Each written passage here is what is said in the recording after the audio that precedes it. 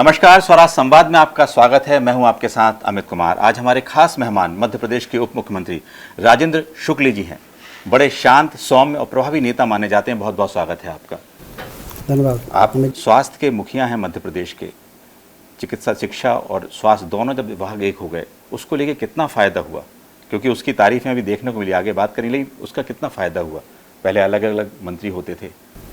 देखिए, दोनों चिकित्सा, शिक्षा और स्वास्थ्य विभाग दोनों हेल्थ से जुड़े हुए डिपार्टमेंट थे और अलग अलग होने के कारण समन्वय की कमी आती थी और अलग अलग मंत्री होते थे, अलग अलग सचिव होते थे और कहीं ना कहीं दोनों के साथ साथ चलने से ही हेल्थ सेक्टर में बेहतरी हो सकती है। और इसलिए लंबे समय से ये था कि ये डिपार्टमेंट अलग क्यों है। और बाद में डॉक्टर मोहन यादव जी, मुख्यमंत्री जी ने निर्णय किया कि दोनों को एक कर दिया जाए। तो एक करने से ज़्यादा कोऑर्डिनेशन होता है, क्योंकि यहाँ पर हमारे पास मेडिकल कॉलेज होने के कारण, हॉस्पिटल होने के कारण फैकल्टी भी रहती है और नर्सिंग कॉलेजेस भी रहते हैं और MBBS के डॉक्टर्स निकलते हैं, उनकी बॉन्ड पोस्टिंग भी करनी होती है। तो हेल्थ डिपार्टमेंट को मेडिकल कॉलेज के छात्रों की आवश्यकता पड़ती है और नर्सिंग स्टाफ की आवश्यकता पड़ती है और इसलिए बेहतर कोऑर्डिनेशन हो रहा है। कोऑर्डिनेशन होता है। एक और सोच सरकार की देखने सामने आई है कि छोटे छोटे जिलों में मेडिकल कॉलेज खोले गए हैं। अभी हाल ही में सिंगरौली और श्योपुर में जिस तरह से 2 मेडिकल कॉलेज, उसके पीछे की सोच क्या है सरकार की? देखिए, जब हर ज़िले में मेडिकल कॉलेज खुलेंगे तो उस ज़िले के बच्चे एंकरेज होते हैं मेडिकल की पढ़ाई करने के लिए। और जो हमारे पिछड़े इलाके हैं, अभी हमारी सरकार ने निर्णय किया, अमित शाह जी ने, जो हमारे गृह मंत्री जी हैं, कि हिंदी में MBBS की पढ़ाई होनी चाहिए। ये जो क्षेत्रीय भाषाओं में पढ़ाई होती है, उससे उस क्षेत्र के ऐसे बच्चे जो इंग्लिश या कॉन्वेंट से नहीं आए हुए हैं, उनको भी लगता है कि हम भी डॉक्टर बन सकते हैं। और ऐसे लोग जब डॉक्टर बनते हैं तो वो फिर उस एरिया में जब उनको एज ए डॉक्टर पोस्ट किया जाता है तो वो फिर बहुत खुशी से वहाँ ज्वाइन भी कर लेते हैं और ग्रामीण क्षेत्रों में काम करने के लिए वो तैयार हो जाते हैं। तो ये बड़ी दूर की सोच है कि यदि हमें रिमोट एरियाज़ में, ग्रामीण क्षेत्रों में डॉक्टरों को पहुँचाना यदि चुनौती है, समस्या है, तो उसका समाधान क्या है? तो उसका समाधान में एक ये बड़ा काम है कि हम हर ज़िले में मेडिकल कॉलेज खोलें और उनको क्षेत्रीय भाषाओं में और हिंदी भाषा में मेडिकल की पढ़ाई करने का मौका दें, जिससे कि वो अपनी प्रतिभा से डॉक्टर बने और फिर उस रिमोट एरियाज़ में वो अपना सेवा दे पाएँ। कल मुझे एक बच्ची मिली थी जबलपुर में, तो नीट का एग्ज़ाम क्लियर करके और वो MBBS सेलेक्ट तो हो गई मेडिकल कॉलेज में। मंडला की नंद गांव की है वो, झारिया लड़की। तो जब तक हिंदी से MBBS की पढ़ाई की सुविधा नहीं थी तो उसने फर्स्ट ईयर में इंग्लिश से एग्ज़ाम दिया और फेल हो गई। लेकिन जब हिंदी का ऑप्शन आ गया तो अगले साल हिंदी में उसने जब पढ़ाई की और परीक्षा दी तो पास हो गई। तो वो उसमें प्रतिभा की कमी नहीं थी, लैंग्वेज की प्रॉब्लम थी। तो एक तो रिमोट एरियाज़ में सिंगरौली, श्योपुर, जैसा आपने बताया कि वहाँ पर मेडिकल कॉलेज खुलने से वहाँ के बच्चे स्कूल टाइम से ही मानसिकता बनाएंगे कि हम मेडिकल कॉलेज में हमारा एडमिशन हो जाए जी। तो वहाँ उस क्षेत्र के लोगों को पढ़ने का मौका भी मिलेगा और फिर वो डॉक्टर बनेंगे तो उस क्षेत्र में डॉक्टर की उपलब्धता भी सुनिश्चित होगी। तो ये बड़ी अच्छी सोच है प्रधानमंत्री जी की और उन्होंने ये निर्णय किया है कि हर ज़िले में, हर लोकसभा क्षेत्र में एक हम मेडिकल कॉलेज खोलेंगे। एक मध्य प्रदेश ने एक और पहल कर रहे हैं कि PPP मोड में लेके आ रहे हैं और अभी हाल ही में जो सरकार ने सोचा था 4 मेडिकल कॉलेज उसको दिया भी गया। तो इसके पीछे क्या लगता है आपको कि तेज़ी से विकास होगा और लगता है कि प्राइवेट हाथों में जाके जो है, लगता है कि जो अस्पतालों में सुविधाएं और अच्छे से तेज़ी से हो सकती हैं? PP मॉडल का जो हमारा प्रारूप है वो इसी प्रकार से है, क्योंकि हम जानते हैं कि मेडिकल कॉलेज बनाने में 250 से 300 करोड़ रुपए खर्च होते हैं। तो निजी पूंजी निवेश को आकर्षित करना भी सरकार का एक बड़ा नवाचार होता है जी। तो मुख्यमंत्री जी ने कहा कि हम शासकीय मेडिकल कॉलेज तो बना ही रहे हैं पर्याप्त, अभी 2 मेडिकल कॉलेज शुरू होने से अब 19 हो गए जी और 6 बन रहे हैं। तो अगले साल और उसके नेक्स्ट ईयर में 25 हो जाएंगे। लेकिन जो लोकसभा क्षेत्र में अभी मेडिकल कॉलेज नहीं है, वहाँ पर हम पीपीपी मोड में लोगों को आमंत्रित करें। जो हमारे जिला अस्पताल है वो उससे संबद्ध कर दें टीचिंग हॉस्पिटल के लिए, जो मेडिकल कॉलेज की मान्यता के लिए बहुत ज़रूरी होता है। और वो जिला अस्पताल को वो अपग्रेड भी करेंगे, जो मेडिकल कॉलेज बनाएंगे, और वहाँ पर प्रोफेसर से लेके सारी फैकल्टी आएगी, तो उस एरिया में बेहतर विशेषज्ञ मिल जा पाएंगे और स्वास्थ्य में काफ़ी सुविधाओं में काफ़ी सुधार होगा। तो कुल मिला के ये मॉडल भी बहुत अच्छा है, जिस पे हम लोगों ने काम आगे बढ़ाया है, और 4 पीपीपी मोड में अभी टेंडर सफल हुए हैं, बाकी 9 में काम हो रहा है। एक चीज़ जो देखने में आई कि आयुष्मान कार्ड, यदि बात करें कि लोगों को स्वास्थ्य कैसे मिले, उनको इलाज कैसे मिले, तो 8 लाख जो कार्ड अभी आयुष्मान बने हैं मध्य प्रदेश में। तो आपको लगता है कि एक तो ये कार्ड बने हैं, और दूसरा एक जो आयुष्मान सखी चैट बॉक्स जैसी योजनाएं भी सेवा शुरू की है, उससे लगता है कि मध्य प्रदेश में तेज़ी से स्वास्थ्य लोगों को मिल पाएगा या उनको इलाज मिल पाएगा? आयुष्मान सखी चैटबॉट वास्तव में एक ऐसा व्हाट्सएप में अवेलेबल एक ऐसा ऐप रहेगा जिसमें लोगों को आयुष्मान से संबंधित सारी जानकारियां आम आदमी को आसानी से उपलब्ध हो सकेंगी। कौन से अस्पताल में उनके बीमारी का इलाज हो सकता है, वो आयुष्मान से संबंध अस्पताल है और वहाँ पर उस प्रकार की बीमारी कवर है कि नहीं है, और आपका इलाज जब होगा तो 5 लाख रुपए में कितना बैलेंस बचा, आपका कितना खर्चा हो गया है।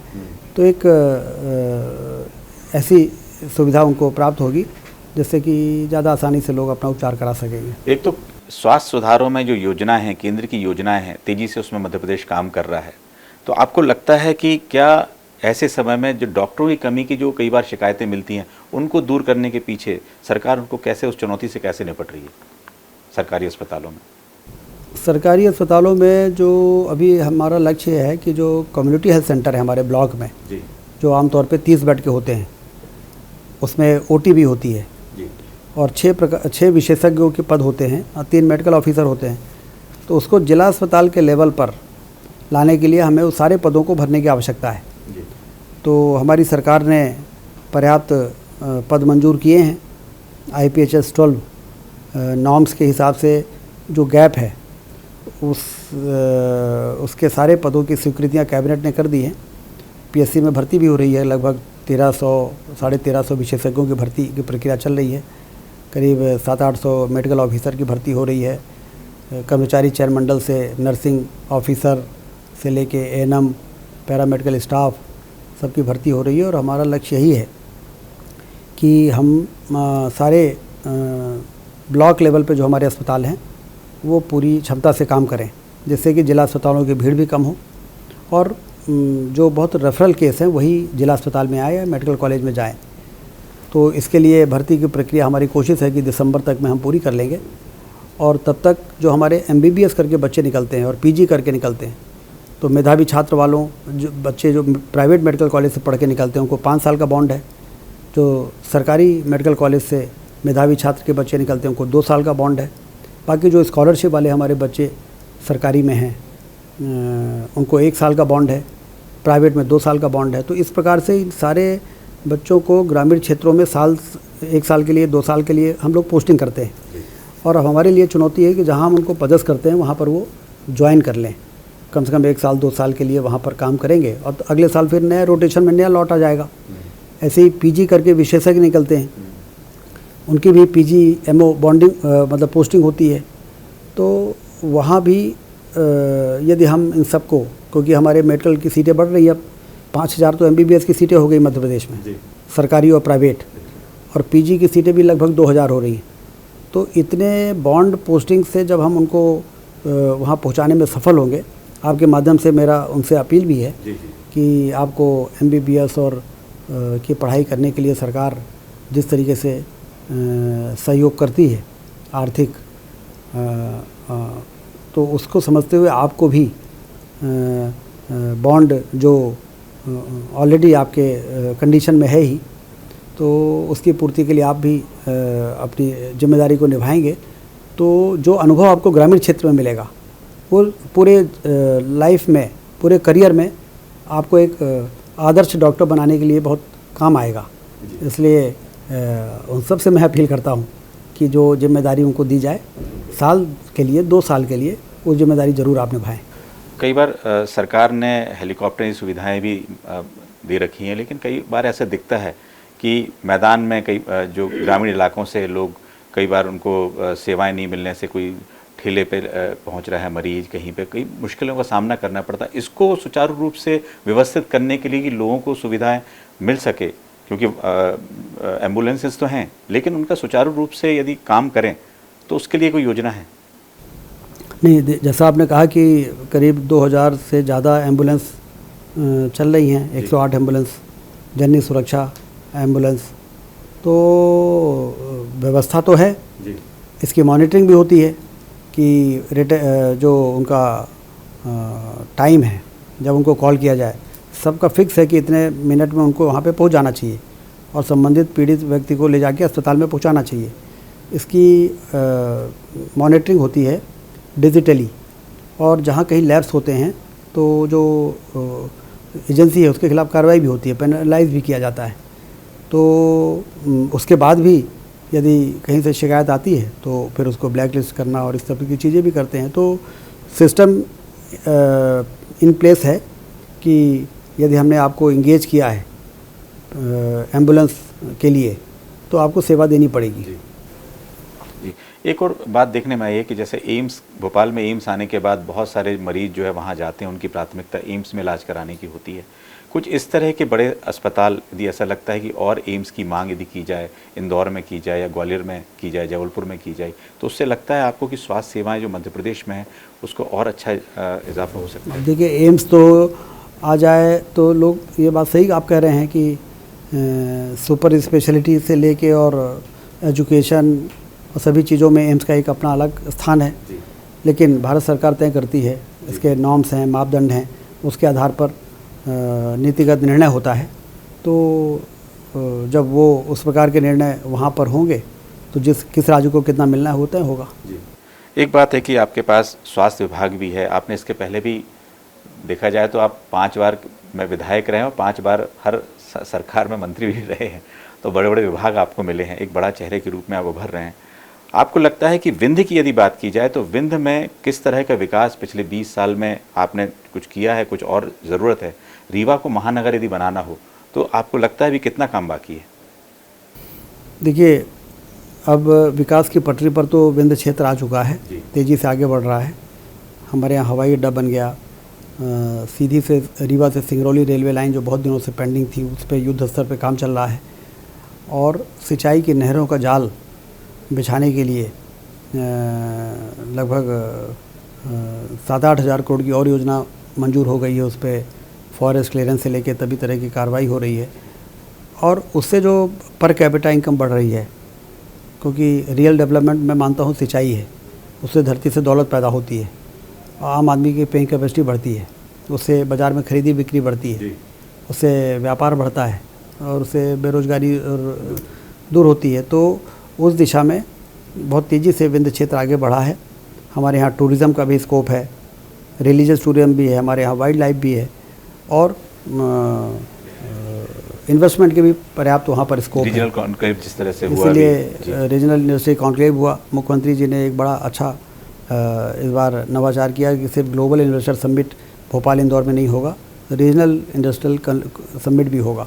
तो उसका बहुत अच्छा रिस्पांस रहा, लोगों ने जाके क्षेत्र स्तर पर देखा, संभाग स्तर पर कि कहाँ क्या पोटेंशियल है, और इसी प्रकार से टूरिज़्म का रीजनल कॉन्क्लेव हुआ। तो उससे पूरे मध्य प्रदेश की एक पिक्चर जो है इन्वेस्टर्स के दिमाग में आ रही है, और उनको लगता है कि बहुत मध्य प्रदेश में स्कोप है इन्वेस्टमेंट करने का। तो ये पर्यटन की क्रांति हो जाए, औद्योगिक क्रांति हो जाए और हरित क्रांति हो जाए, 3 क्रांतियाँ हो जाती तो इलाका अपने आप ही तेज़ी से आगे बढ़ता है। बिल्कुल। एक और रीवा की पहचान सफ़ेद शेरों से है, वाइट टाइगर से। आपका ड्रीम प्रोजेक्ट भी था मुकुंदपुर वाला कवरेज करना, हम लोग भी काफ़ी समय से वहाँ पे देखते हैं। लगता है कि उस पर और आगे बढ़ाने की भी ज़रूरत है। वैसे आप गौशाला के क्षेत्र में भी काम कर रहे हैं, लेकिन पहले इसके बारे में टाइगर को वहाँ पे और लोग दर्शनीय स्थल बनाया जाए, लोग बाहर से आ पाएँ कुछ। उसके लिए एक तो एयर कनेक्टिविटी चाहिए थी, तो वो हमारे यहाँ हो गई है। अब रीवा से दिल्ली और रीवा से इंदौर 72 सीटर का प्लेन चले, इसके लिए हम लोग प्रयास कर रहे हैं। तो उससे क्या होगा कि आसानी से लोग वहाँ पहुँच सकेंगे। देखना सब चाहते हैं, वाइट टाइगर सफारी देखना चाहते हैं, वहाँ का वाटरफॉल्स देखना चाहते हैं, जो भी वहाँ पर डेस्टिनेशंस हैं उन सभी को देखना चाहते हैं, लेकिन उसके लिए आसानी से पहुँचना लोग, तो हाईवेज तो हमारे बहुत अच्छे बन गए, 4 लेन की सड़कें चौतरफा जुड़ गई। महाकुंभ में जो हुआ था उस समय जिस तरह से वहाँ पूरा देश रीवा और विंध्य से निकल रहा था प्रयागराज के लिए, तो 4 लेन की सड़कें नहीं होती तो सारे लोग आसानी से प्रयागराज नहीं पहुँच पाते। तो और रेलवे का भी कनेक्टिविटी अब वेस्ट बंगाल कैलकाटा से हो जाएगा, तो उन सब चीज़ों से लोगों का आवागमन जब इजी हो जाएगा तो वाइट टाइगर सफारी में अभी जो टूरिस्ट बहुत आ रहे हैं, अभी भी बहुत आ रहे हैं, विदेशी भी आ रहे हैं, वो कई गुना ज़्यादा बढ़ जाएगा फुटफॉल।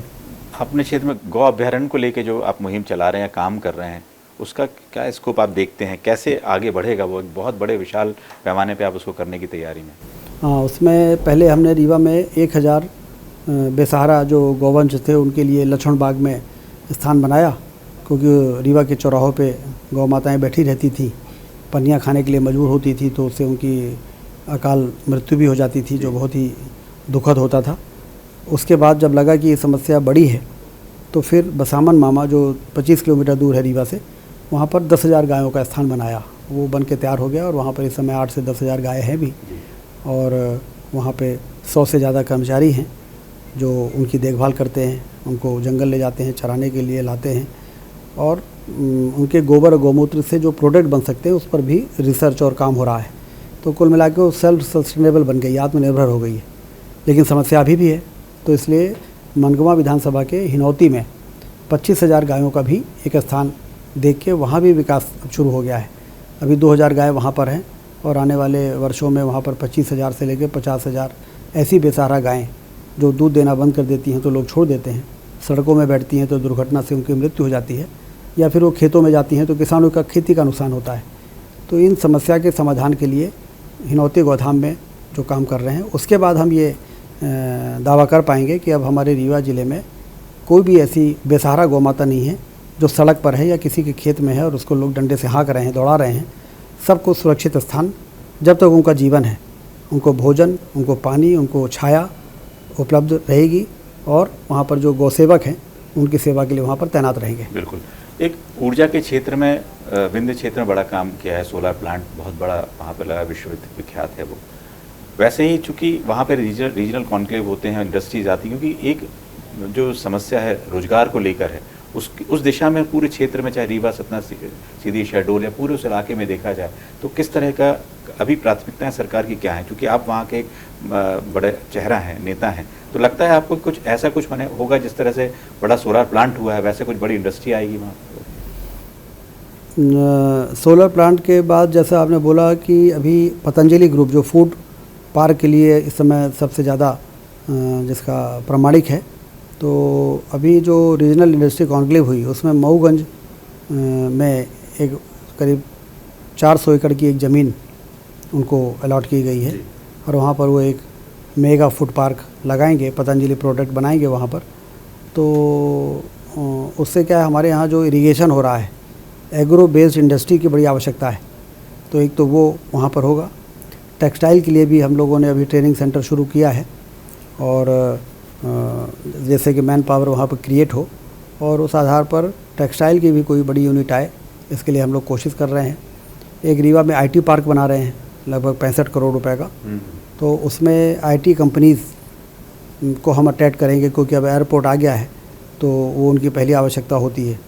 तो आईटी कंपनीज़ जिसके लिए बहुत बच्चे बाहर जाते हैं नौकरी के लिए, तो उन कंपनीज़ को यदि हम यहाँ पर उनके सेंटर खोलने के लिए बुला पाएंगे तो बहुत लोगों को यहाँ भी रोज़गार मिलेगा। तो इस प्रकार से आईटी सेक्टर में, टेक्सटाइल के सेक्टर में, और आने वाले दिनों में फार्मा के सेक्टर में और ऑटोमोबाइल के सेक्टर में भी क्या हो सकता है, क्योंकि हमारे यहाँ वैसे भी लाइम स्टोन होने के कारण सीमेंट हब तो हम ऑलरेडी हैं, 40 मिलियन टन सीमेंट बनती है।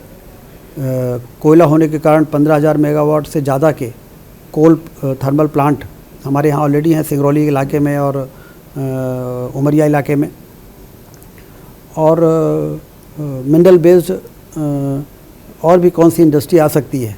हमारे यहाँ एलुमिना भी है, और अभी जब हम लोगों ने आरपी किया था तो उस पर डायमंड और गोल्ड भी मिलने की संभावना है। तो आने वाले दिनों में इन सब चीज़ों को एक्सप्लोर करेंगे और ज़्यादा से ज़्यादा उद्योग कौन से लगाए जा सकते हैं उस पर काम होगा।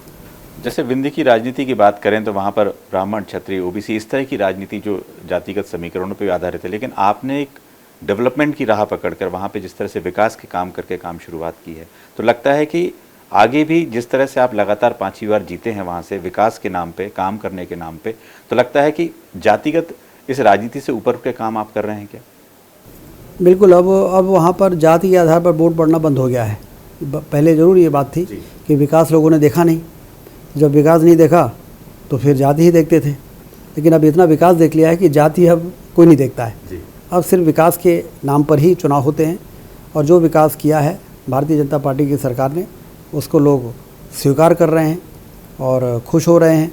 और जब चुनाव आता है तो भारतीय जनता पार्टी को एक तरफा वोट भी देते हैं। आप देखिए, पिछली बार हम 8 में 8 सीटें जीते रीवा में, 30 में 24 सीटें जीते पूरे विंध्य में।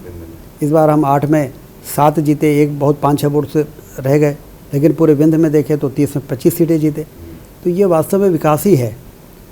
जो लोगों ने अपनी आंखों से देखा तो उनको लगा कि अरे अभी तक तो हम इतने दिनों से वोट देते रहे, सांसद, विधायक, मंत्री, मुख्यमंत्री बनाते रहे, लेकिन किसी ने कुछ नहीं किया, और भारतीय जनता पार्टी ने इतना काम करके दिखा दिया। इसका मतलब कि पहले वालों ने कुछ नहीं किया। तो उसका जो असर है, जो पुरस्कार है, वो जनता जब चुनाव में वोट डालने का मौका मिलता है तो भारतीय जनता पार्टी को अपना आशीर्वाद देती है।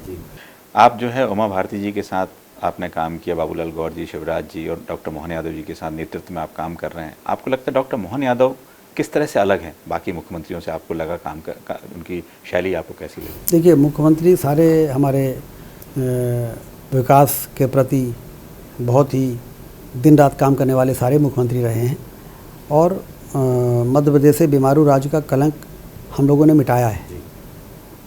पावर सरप्लस स्टेट किया, इरिगेशन में पंजाब और हरियाणा को पीछे करके कृषि का अवार्ड लेने का गौरव हमको मिला है।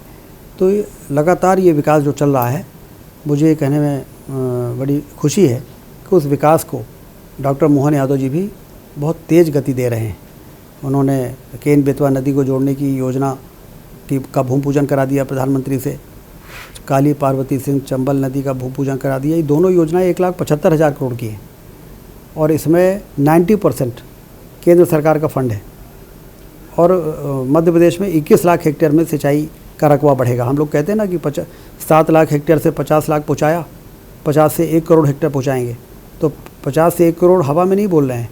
ये जो केन बेतवा और काली पार्वती सिंध है, इसमें 21 लाख बढ़ रहे हैं, तो 50 से 71 तो यही हो जाएगा। और इस आधार पर हम उसको 1 करोड़ हेक्टेयर सिंचाई का रकबा बढ़ाकर और मध्य प्रदेश को प्रॉस्परस और समृद्ध प्रदेश बनाएंगे। तो सारे मुख्यमंत्री जो रहे हैं, सभी ने एक ही दिशा में काम किया है, और एक ने आगे बढ़ाया, दूसरे ने उसको पकड़ा और उसको फिर आगे बढ़ाया, फिर तीसरे ने और पकड़ा। अब डॉक्टर मोहन यादव जी उसको आगे ले जा रहे हैं, और अंतिम लक्ष्य यही है कि हिंदुस्तान में सबसे विकसित प्रदेश मध्य प्रदेश को। जैसे आपने कहा है, कांग्रेस जहां एक प्रकार कांग्रेस का वहां पे दबदबा हुआ करता था विंध्य क्षेत्र में, लेकिन आपने बताया जिस तरह सभी सीटें वहां जीतते, कांग्रेस बिल्कुल ख़त्म हो गई है वहाँ। कांग्रेस कटघरे में है, क्योंकि भारतीय जनता पार्टी की सरकार ने जो विकास किया उससे ये और स्पष्ट हो गया कि कांग्रेस ने लंबे समय तक सत्ता में रह के और काम के प्रति उनकी रुचि नहीं थी, ये साबित हो गया। लोग कहते हैं कि इतना काम हो सकता था तो आप क्या कर रहे थे? आपको भी तो पावर मिला था, ताकत मिली थी, जनता ने आपको मौका दिया था, लेकिन आपने नहीं किया। और वही काम भारतीय जनता पार्टी की सरकार बनी तो बाढ़ सागर का बांध बन गया, सिंचाई की नहरों का जाल बच गया। रीवा से सीधी हम जाते थे, मोहनिया घाटी पड़ती थी, एक बड़ी कष्टदायक, अब वहाँ पर सुरंग बना दिया 1200 करोड़ रुपए खर्च करके।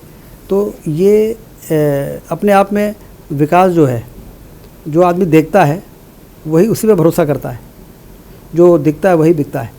तो कुल मिला के लोग मानते हैं कि विकास की गंगा बहाने का काम वास्तव में भारतीय जनता पार्टी की सरकारों ने किया है।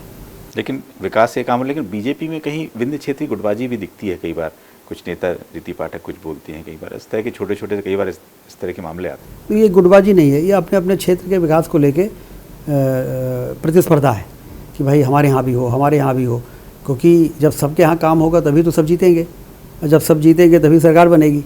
तो उसको हम लोग गुटबाजी नहीं मानते, उसको हम उनका मनोबल बढ़ाते हैं कि ये अपने क्षेत्र के विकास के लिए इतने सक्रिय लोग हैं कि इनका काम आज नहीं हो रहा तो कल ज़रूर होना चाहिए। एक सवाल ये है कि जैसे आप बड़े व्यस्त रहते हैं, इतना लगातार 20 हम लोग देख रहे हैं, 5 बार से 20-22 साल से हम लोग देख रहे हैं आपको लगता है अपने निजी जीवन में अपने लिए समय कैसे निकालते हैं? आपकी हॉबीज़ हैं या उनको कैसे कभी पूरा करते हैं? अब उसके लिए समय निकालना पड़ता है। मैं सुबह 6 बजे उठ जाता हूँ और फिर मैं घूमने जाता हूँ। उस दौरान जहाँ हमारी जो प्रिय जगह हैं वहाँ भी घूम लेते हैं, कुछ लोगों को वहीं बुला लेते हैं, बातचीत हो जाती है। उसके बाद तो फिर एक बार जब तैयार होकर बाहर आए तब तो फिर पब्लिक के बीच में हो जाते हैं, फिर तो उनकी सुनना है और उनकी समस्या का समाधान करना है। रात जब तक अपने कमरे में नहीं चले जाते तब तक उन्हीं के बीच में रहना पड़ता है। इस बीच में विकास के कार्यों की मॉनिटरिंग, विकास के कार्यों का भूमि पूजन, विकास के कार्यों का लोकार्पण, क्योंकि अल्टीमेटली जिस काम के लिए जनता ने चुना है उस काम को भी देखना है। और व्यक्तिगत जो लोगों की समस्याएं आती हैं, हमारी सरकार अस्पतालों में भर्ती मरीजों के लिए आयुष्मान कार्ड योजना के अलावा जो आयुष्मान कार्ड से कवर नहीं है उसमें भी मुख्यमंत्री के सुरक्षानुदान से बहुत लोगों की मदद होती है और उससे बहुत बड़ी राहत मिलती है। तो इस प्रकार के कामों के लिए भी बहुत लोग आते हैं जिसमें हम लोग हमेशा उनके साथ खड़े रहते हैं। और व्यक्तिगत समस्याएं भी लोगों की हैं, तो हम लोगों की जिम्मेदारी विकास करना भी है और लोगों की व्यक्तिगत समस्याओं को सुन के उसका समाधान भी करना है।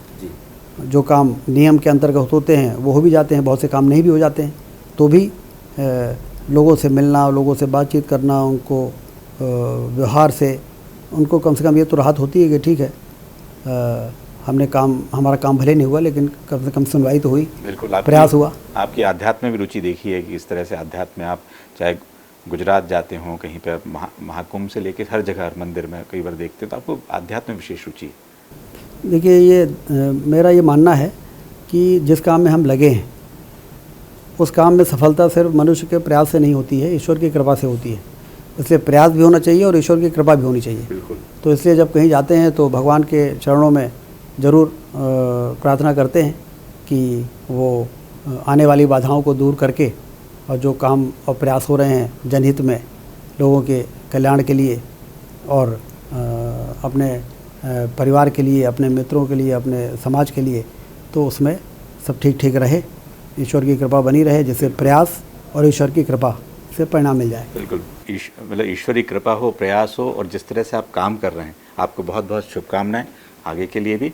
और ये थे आज के मेहमान, और अगले हफ्ते फिर हाजिर होंगे किसी नए मेहमान के साथ। दीजिए इजाज़त। धन्यवाद।